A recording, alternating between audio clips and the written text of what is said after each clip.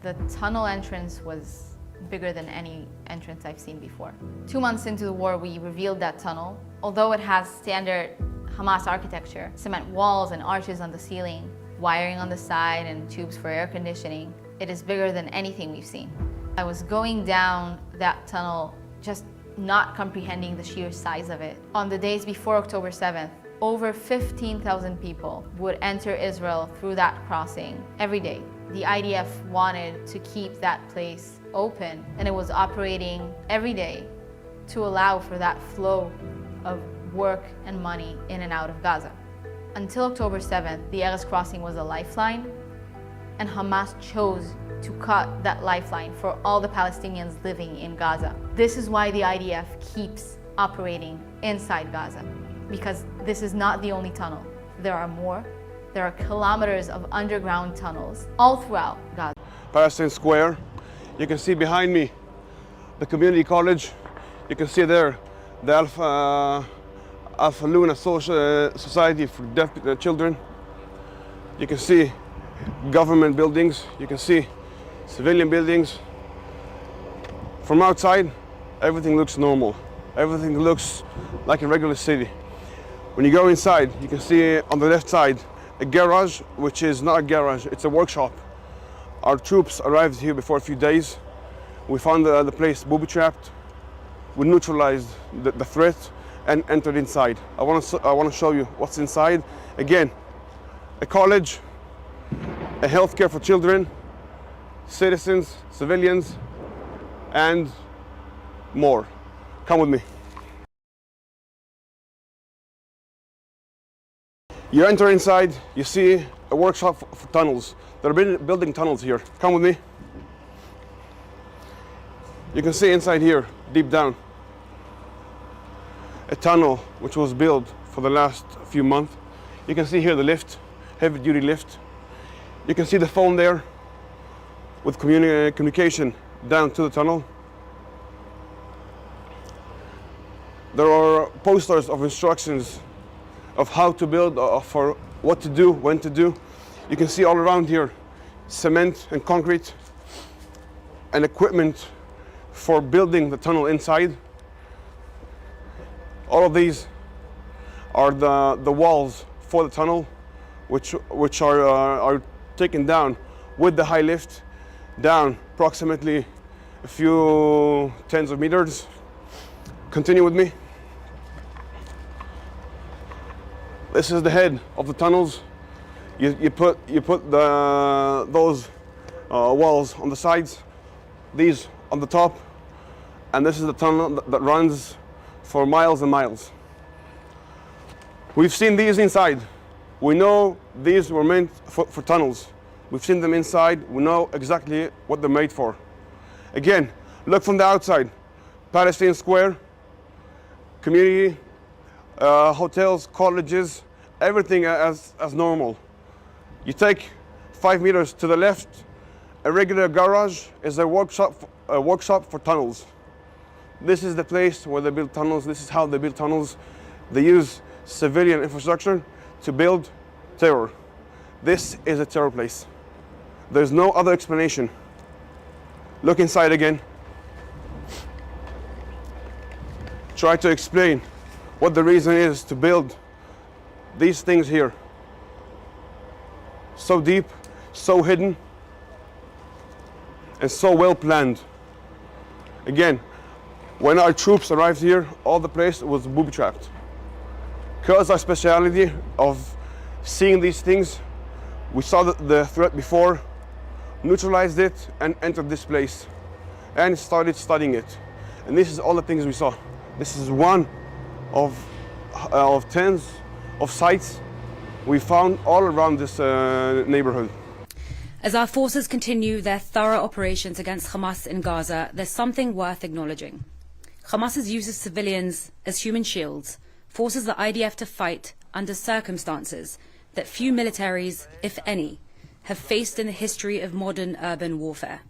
We are defending ourselves from Hamas, a savage enemy that intentionally blends itself within the civilian population in Gaza and is hiding our hostages among them too. So while we fulfill our pressing mission of pursuing Hamas terrorists with force, we do so while operating with caution and care to minimize harm to the civilians that Hamas is hiding behind, all while urgently looking for our hostages being held in Hamas captivity in those same areas. The complexity posed by such a mission was evident on Friday, December 15th, when our soldiers found themselves in the devastating situation of mistakenly shooting the very hostages they were meant to save. The IDF Chief of the General Staff, Lieutenant General Herzi Levy, said that shooting those waving a white flag, trying to surrender, is against the rules of engagement, hostages and civilians alike. We cannot lose sight of how we got here, who put us in this situation in the first place. Hamas seeks to blur the very lines that humanity dictates, the lines that distinguish between terrorists and the civilians that should be protected. It's sometimes difficult to comprehend, difficult to fully fathom the lengths at which Hamas is willing to go in order to kill Israelis. They will use any and every tool at their disposal, whether it is a hospital, a mosque, a child's bedroom, or even their own civilians. This is Hamas. This is who we're dealing with. And at the same time, Hamas knows who they're dealing with. They know very well that the IDF is committed to international law and values. So Hamas goes to great lengths to use this against us. Hamas is weaponizing international law. Hamas is using our humanity to wage war. Here are just a few examples from the last few days alone. Mere days before the tragic incident in which our hostages were mistakenly shot, Hamas tried to lure IDF soldiers into a trap. They placed dolls in baby clothes in an alleyway next to children's school bags full of explosives while playing recordings of the words "Save me" in Hebrew. Hamas hoped to use our humanity against us, but our soldiers foiled the ambush before they could. Here's another example from the last week, an example that we documented and distributed to the world. When our troops entered the Kamal Adwan hospital after dozens of Hamas terrorists surrendered from inside, IDF forces discovered that Hamas had been using incubators to hide weapons and explosives. They literally turned the very machines that were supposed to sustain life into an instrument for death. Here's another example from the last week, an example that we documented and distributed to the world. Just yesterday, the IDF exposed a massive tunnel, at least 4 kilometers long and wide enough to drive a car through. Tunnels in Gaza are not new, but this one is notable not just for its sheer size, but because of its location.